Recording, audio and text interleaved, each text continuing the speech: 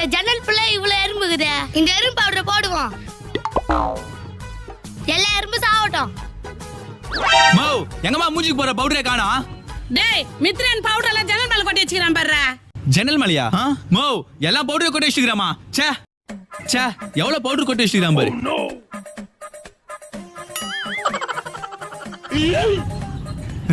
நான் பவுடர் வாசனையா ஒரு மாதிரி இருக்கு.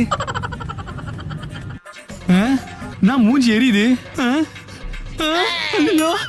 மா மா என்னடா ஆச்சு? ஏன்டா கத்துற? மா ஜன்னல் மேல இந்த பவுடர் போட்டோமா, மூஞ்செல்லாம் எரியுதுமா. டேய் அந்த ஜன்னல் மேல பவுடர் தானடா கொட்டினேன்.